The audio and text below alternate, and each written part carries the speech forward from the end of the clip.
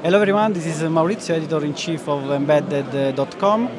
I am here at Embedded World showing in Nuremberg. I have the pleasure to be here at the booth of IAR Systems, and I have the pleasure to be here with Cecilia Wachtmeister, the CEO of IAR Systems. Hi Cecilia, welcome on board. Thanks a lot for your time. How are you?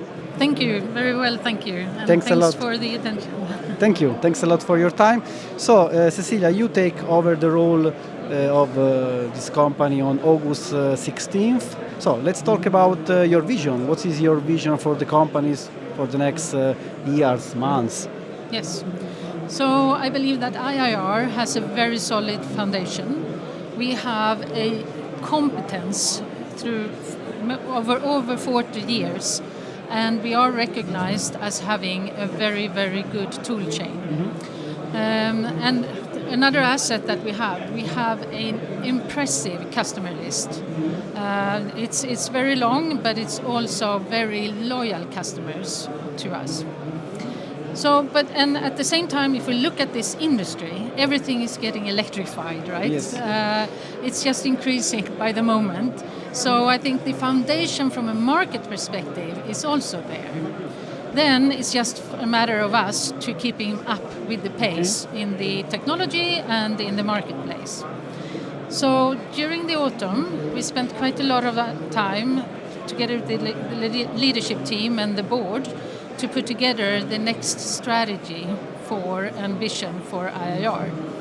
And I don't know if you saw, but we went out with new long-term targets in December, which says that in 3 to 5 years' time, we are expecting or heading towards 20% growth and 20% margin. Good, good. So we are at Embedded World, so these 3 days will be very, very busy. So your goal is ensuring quality, quality, reliability, efficiency for a lot of embedded applications. So tell me what's new from your company. What's new is something really exciting that we're launching today actually. And that is we call it our new platform. And it's going to be completely different towards how we've done business before. It's both a new packaging, it's a new pricing model, and it also provides the customers with new operational capabilities.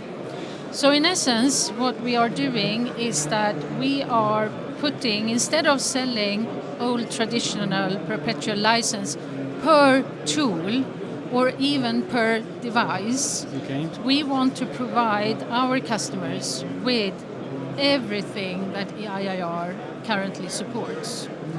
And we will do that in another business model. We will do that under a value-based subscription model.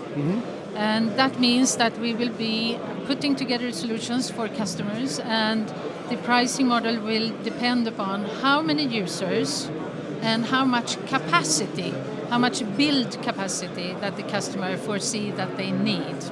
Because with this new offering, we're also opening up and allowing for builds to take place in the cloud, in a CI/CD environment. And then another benefit of this offering is also that the customers are provided with a lot of flexibility. They can scale up,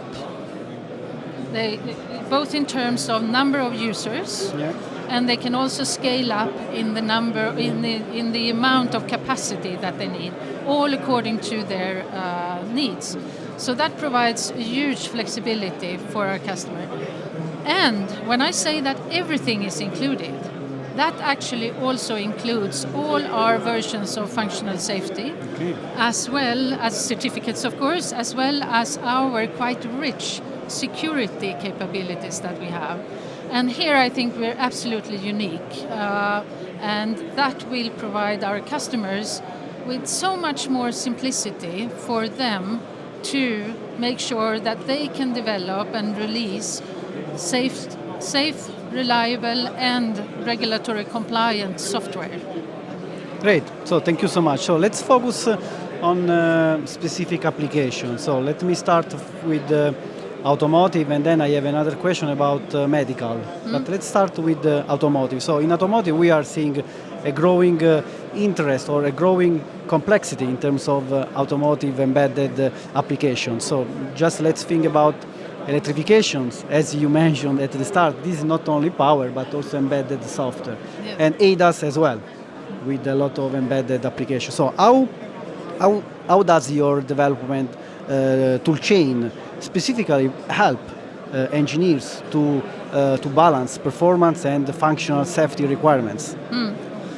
No, but I mean, first of all, we have a very capable tool chain, and apart from having one of the market's recognized leading compiler, and together with a very good debugger, we also have statistical analysis tools, which helps, all of this helps to make sure that the code already, when you are building it, identifying bugs and making that, so that shortens the development time quite significantly. And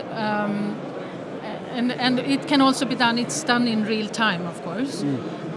But that combined with the very broad functional safety offering that we have really helps automotive customers, because in automotive safety is really important. And another sort of differentiating factor in terms of IAR's toolset is that we continue to support every version of our tools and functional safety versions for a long time. And as we know, in automotive, the lifetime cycles are very, very long. So customers need to be able to ensure that the software is constantly or all the time compliant with the functional safety requirements. Yeah. And another market is medical. So Yes. I can mention Apex Bio that has been using IAR system embedded workbench for many years with various MCU platforms. So what about what are the key challenges when designing medical devices? Maybe you can also mention different case studies. So how has the tools build and code optimization capabilities support and help the designer to reduce time to market and provide faster the devices? Yes, so Apex Bio, they have been using IAR for more than 20 years, I think, or something there. And for them, it's really been a game changer because they are developing several different applications or products. So they are developing on different versions of MCUs. And with our toolset, of course, they can reuse. They are familiar with the environment, of course, or with the tools, but they can reuse their software for different MCUs, which obviously saves them a lot of time.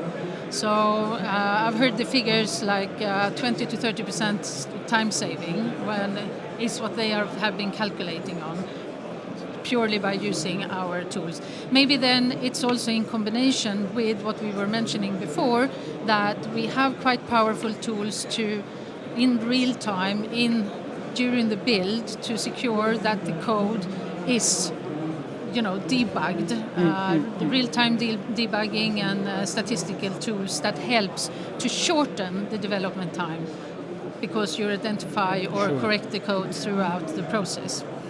And once again, in this sector in health, the functional safety is of course extremely important. So they need to make sure that it's compliant to the different regulations, where we once again are supporting all the necessary. That avoids, they do not have to spend any additional time in doing their own verification. When they are using our tools, automatically the code will be functional safety certified, and that also helps to save that time saving.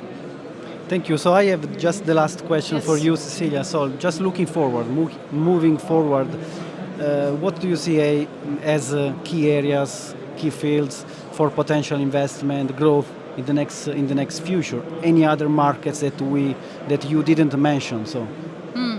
Well, if we look at the marketplace, we are focusing very heavily on markets or verticals, whatever we call them, where functional safety is an important ingredient. So in particular, we're focusing on automotive, health, and industrial automation. Of course, I mean, we're addressing other segments also, but we really want to make sure that we have a compelling offer in those segments. If you look at investments elsewhere, we're also looking at, I mean, we've been standing here today talking about that we're a little bit opening up. We've been quite proprietary focused before. So we're opening up a lot to our ecosystem to include partners with the ultimate aim of providing exceptional and unique value to our customers. So we have now several partner agreements with the different players in the ecosystem. And the next thing is that we want to further develop our product in order to be able to address also the MPU market. We're very focused, we're very dominant in the MCU market, but we also want to develop support for MPU market. So we want to broaden our reach. All right. Thank you so much, Cecilia. Thanks a lot, and have a good show at Embedded World. Thank you so much. Thank you. Thank you, and stay tuned. Thanks.